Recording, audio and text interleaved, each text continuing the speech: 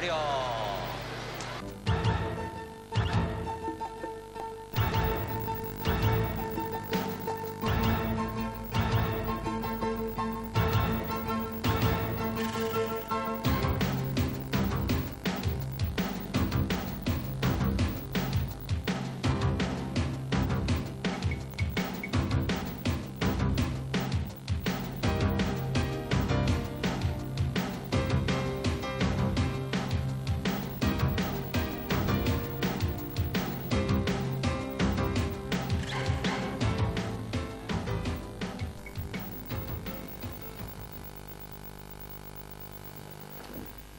Dans ce mélange d'activités, comment peut-on s'y retrouver?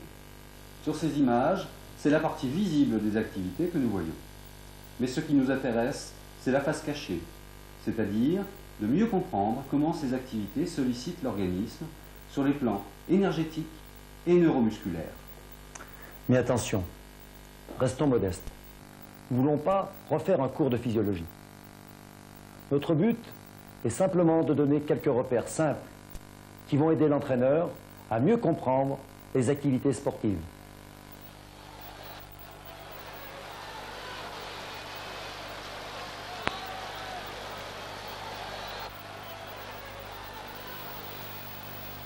Nous allons dans un premier temps limiter notre analyse à des activités simples.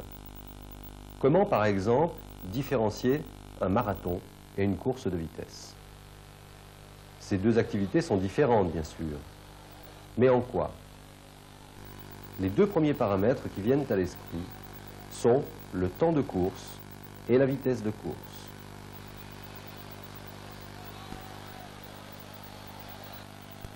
On parlera de l'intensité de l'effort et de sa durée.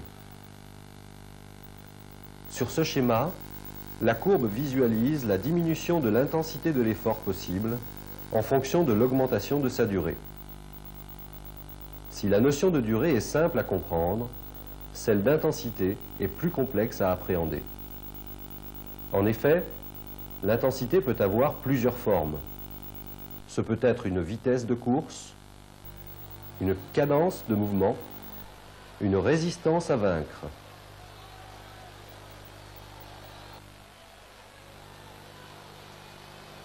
D'autre part, l'intensité peut avoir différents niveaux. Maximale, moyenne, on dira critique, ou minimale. En fonction de la durée et de l'intensité de la performance, les systèmes énergétiques sollicités seront différents. On sait que 3 processus énergétiques interviennent. On parlera de filières énergétiques. La première filière, c'est l'anaérobie alactique. Elle permet de produire beaucoup d'énergie en peu de temps. C'est la source d'énergie sollicitée par les efforts ne dépassant pas 15 à 20 secondes.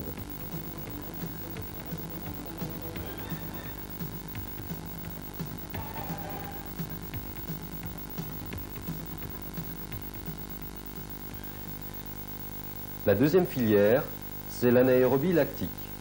Elle est sollicitée par des exercices d'intensité moindre. C'est la source d'énergie qui est principalement sollicitée par des efforts d'une durée de 20 secondes à 2 minutes.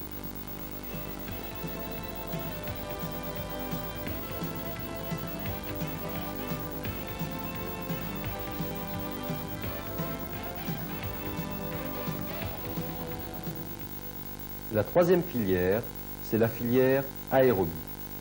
Elle autorise des efforts d'intensité faible à moyenne sur une durée variant entre 2-3 minutes et plusieurs heures. Comme le montre ce tableau, il est important de comprendre que ces 3 systèmes ne sont pas totalement séparés. Ils interviennent ensemble en se superposant. Dans chaque activité, un système est dominant et les autres secondaires. Mais cette simple analyse, intensité-durée, est bien insuffisante, car le même système dominant peut être sollicité de manière différente. Comment analyser, par exemple, 2 activités, comme le 5000 mètres et le marathon? Si elles font appel toutes deux principalement au processus aérobie, elles le sollicitent de manière bien différente. L'intensité de l'effort nécessaire pour réaliser un 5000 mètres en 13 à 14 minutes ne permet pas de terminer un marathon. On distingue donc ici deux aptitudes aérobies différentes. L'une permet des efforts de très longue durée, mais d'intensité faible, comme le marathon. On parlera de capacité aérobie. L'autre permet des efforts moins longs, mais plus soutenus, comme le 5000 mètres. On parlera de puissance aérobie. Chaque filière énergétique se caractérise donc par sa puissance et sa capacité. La capacité, c'est la quantité totale d'énergie que peut fournir le système. En aérobie, la durée limite de maintien est théoriquement infinie. Elle est d'environ 2 minutes pour la filière anaérobie lactique et de 15 à 20 secondes pour l'anaérobie alactique. On comprend maintenant qu'un 800 mètres plat, environ 2 minutes, sollicite principalement la capacité anaérobie lactique, alors qu'un 200 mètres plat, environ 20 secondes, sollicite d'abord la capacité anaérobie alactique.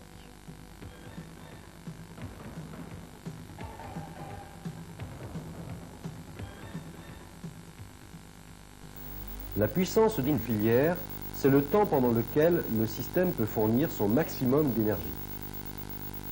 Il est estimé à moins de 7 secondes pour l'anaérobie alactique, de 15 à 45 secondes pour l'anaérobie lactique, de 3 à 15 minutes pour l'aérobie.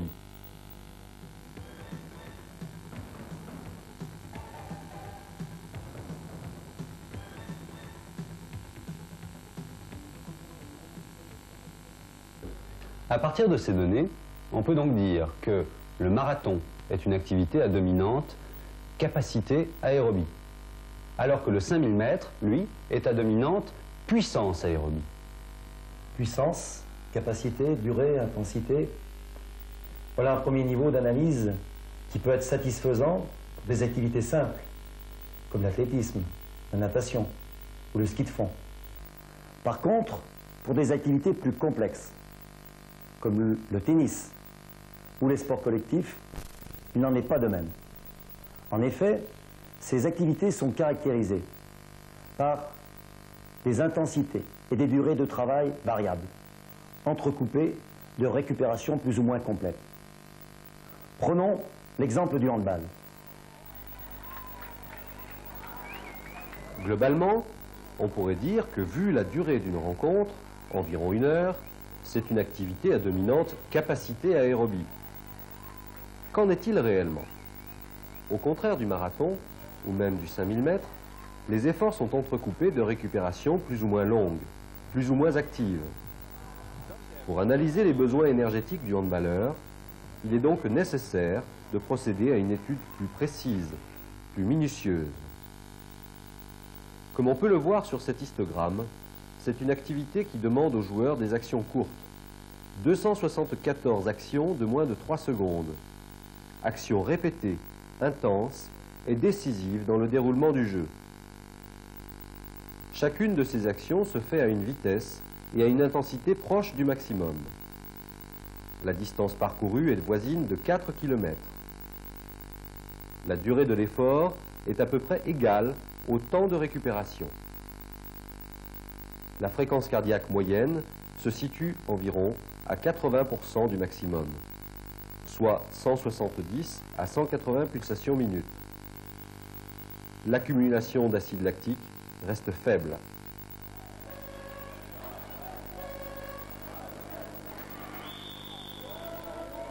L'ensemble de ces éléments permet de dire que 2 sources énergétiques sont sollicitées. D'une part, la puissance anaérobie alactique, qui autorise un grand nombre d'actions courtes et d'intensité maximale. C'est la qualité décisive dans le déroulement des actions. D'autre part, la puissance aérobie, en raison de l'intensité des actions, du nombre de répétitions, de la durée totale de la rencontre et de l'intervalle des récupérations. la puissance aérobie permet la continuité des actions et la répétition des efforts sans épuiser les réserves ni créer de déchets.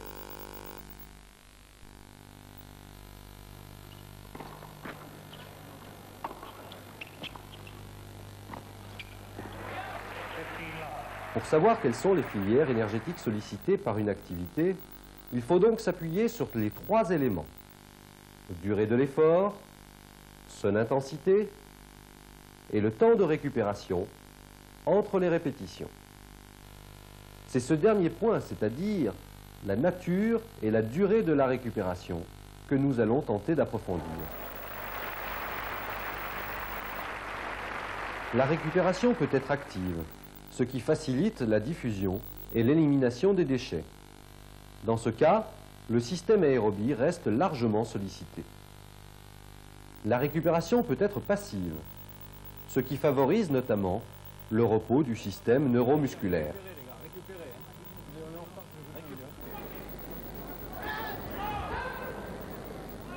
Active ou passive, la récupération peut aussi être d'une durée plus ou moins longue. Il y a un véritable système à prendre en compte entre l'intensité relative de l'effort et la durée de la récupération. Si l'intensité est forte et la récupération longue, la restauration des réserves énergétiques est possible. Le sportif peut répéter sans trop de dégradation son effort.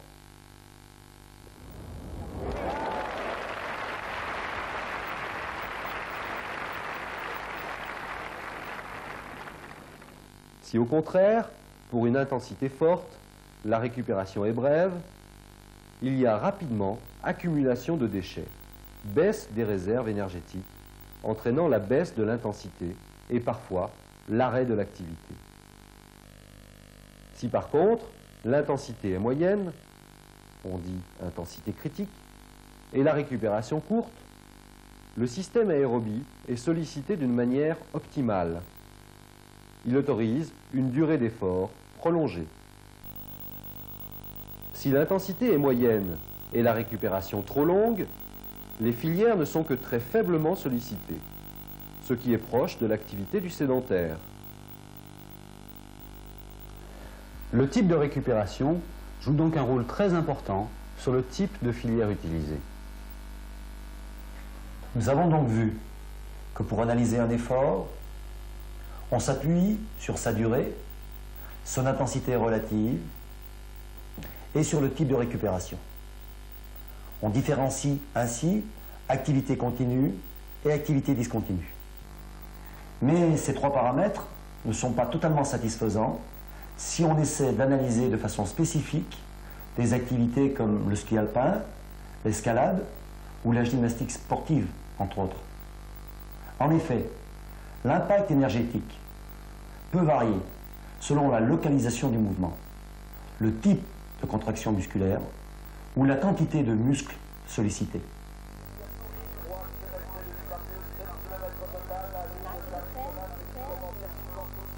En effet, chaque fois que le sportif met en jeu d'une manière suffisante de grosses masses musculaires, il sollicite d'une façon importante les grands systèmes cardiopulmonaires et vasculaires.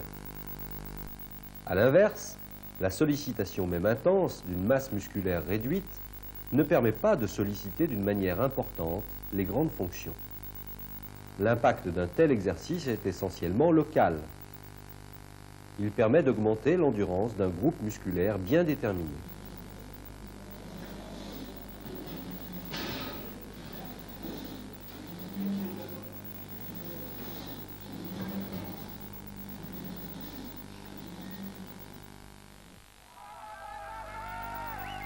Au-delà de la masse musculaire engagée, le type de contraction a des conséquences sur les filières sollicitées. Dans des efforts comme la descente en ski alpin, efforts qui demandent des contractions statiques, on dit isométriques, la compression prolongée des capillaires oblige le muscle à faire appel à ses réserves sans utilisation d'oxygène. Au contraire, des mouvements dynamiques avec déplacement de levier, comme le canoë-kayak, autorisent un apport en oxygène. Ces mouvements dynamiques, on dit anisométriques, permettent l'évacuation de déchets pendant l'exercice. Le passage de Durand Planchon qui défendent leur titre de champion du monde, conquis il y a 2 ans à Garmisch-Partenkirchen. François Durand et Jean-Luc Planchon de Fournon en Auvergne. Intensité, durée de l'effort, récupération ne constituent donc qu'un premier pas dans la compréhension des phénomènes bioénergétiques. De nombreux paramètres touchant le système neuromusculaire sont aussi à prendre en compte. Par exemple, la vitesse et l'amplitude du mouvement, la charge extérieure à vaincre, l'enchaînement statique dynamique, la différenciation des mouvements cycliques et acycliques. Dans certains cas, l'analyse énergétique n'est donc pas chose facile. Intensité, durée, pause, groupe musculaire, type de contraction, charge extérieure, étant autant de facteurs variables et de surcroît dépendants les uns des autres. Les limites de ce document paraissent maintenant évidentes. Pour approfondir l'énergétique des activités physiques et sportives, il convient de développer la connaissance de la biologie de l'exercice musculaire. Notre espoir, au travers de ce document, est d'avoir permis une meilleure analyse du profil des exigences des activités d'un point de vue énergétique. Il est aussi d'avoir peut-être permis une remise en cause des méthodes d'entraînement spécifiques.